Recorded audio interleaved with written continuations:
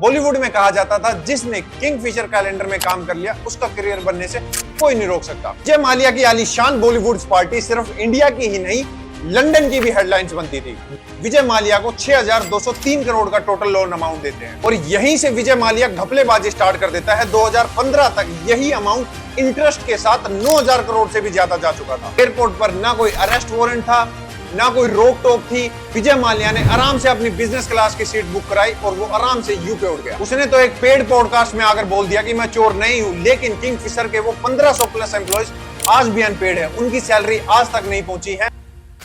जरा सोचिए 1990s और अर्ली 2000 में इंडिया कैसा रहा होगा। एक नाम पूरे देश में बड़ा चर्चा में छाया हुआ था, विजय विट्ठल माल्या।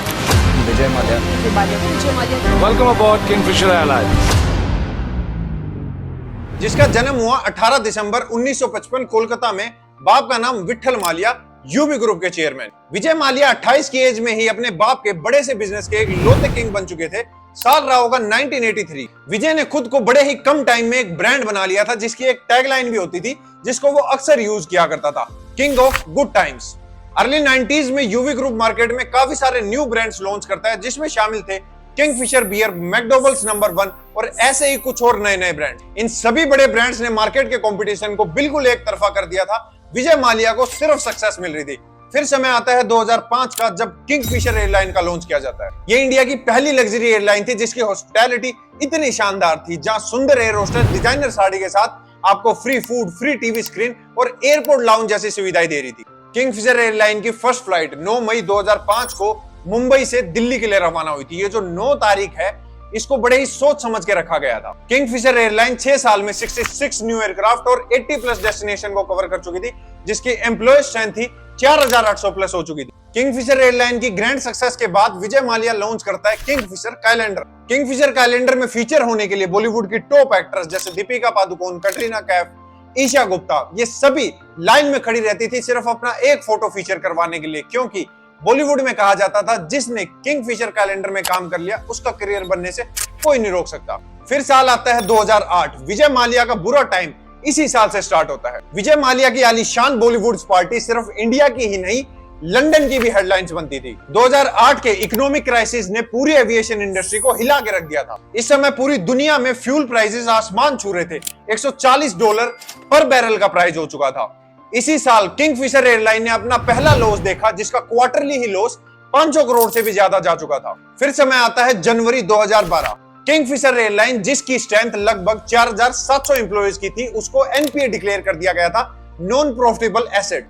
इस समय विजय माल्या बैंक्स का दरवाजा खड़खड़ाता है, जहां पे state bank of India, Punjab national bank, IDBI bank, ऐसे बड़े बड़े कुछ और बैंक मिलकर विजय माल्या को 6,203 करोड़ का टोटल लोन अमाउंट देते हैं और यहीं से विजय माल्या घपलेबाजी स्टार्ट कर देता है। 2015 तक यही अमाउंट इंटरेस्ट के साथ 9,000 करोड़ से भी ज्यादा जा चुका था।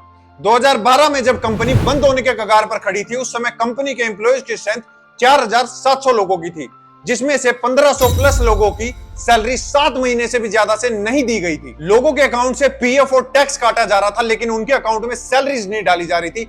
371 करोड़ के आसपास की सैलरी लोगों की दबाई जा चुकी थी, जिसको विजय माल्या ने चुराया था। एयरलाइंस के सभी पायलट्स और क्रूज ने मिलकर काफी बारी प्रोटेस्ट किया विजय माल्या के खिलाफ, लेकिन उसके कान पर एक जू तक नहीं रेंगी। काफी लोगों ने स्ट्रेस में आकर अपनी जिंदगी तक गंवा दी।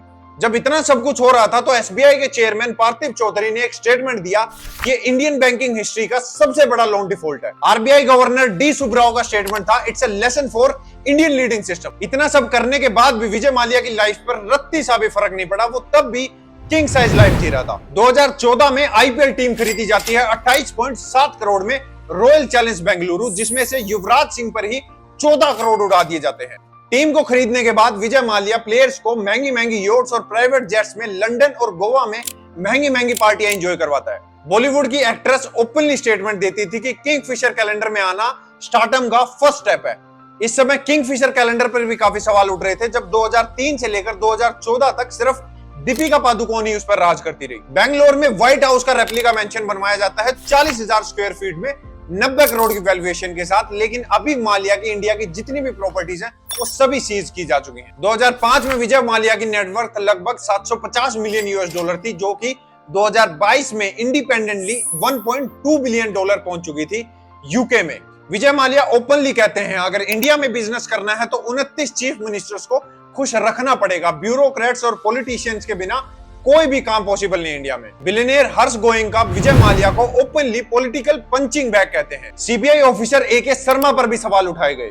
किंगफिशर कंपनी के लोन से लेकर कोलैप्स तक विजय माल्या हर रूलिंग पार्टी के बड़े ही क्लोज रहते थे, फिर चाहे वो बीजेपी हो या कांग्रेस। जब मार्च 2016 सीबीआई लॉकआउट ऑर्डर्स डिटेन के थे, उनको इंफॉर्मेशन में बदल दिया गया। पहले जिन ऑर्डर्स के मुताबिक विजय माल्या को एयरपोर्ट पर रोकने के ऑर्डर्स थे, उनको इंफॉर्मेशन में बदल दिया गया। ये किसी अंदर के आदमी ने चेंज किया था। ये वही समय था जब सीबीआई, ईडी और इनकम टैक्स सब एजेंसीज एक दूसरे पर ब्लेम कर रही थी कि तुम्हारी गलती तुम्हारी गलती।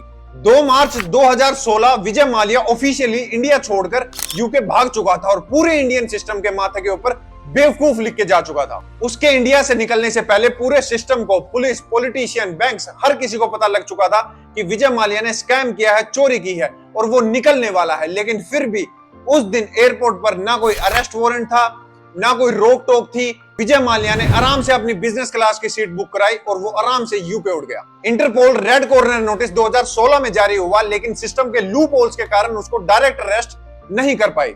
तुरंत इंडियन गवर्नमेंट यूके गवर्नमेंट को माल्या को वापस भेजने की रिक्वेस्ट भेजती है, लेकिन बचने के लिए माल्या ने 2019 और 2024 के बीच में मल्टीपल एप्लीकेशंस फाइल की। अभी कुछ समय पहले अप्रैल 2025 में यूके हाई कोर्ट ने माल्या की हर अपील को रिजेक्ट कर दिया है, लेकिन फिर भी उसे वापस लाने की प्रोसेस अभी तक फाइनल नहीं हो पाई है।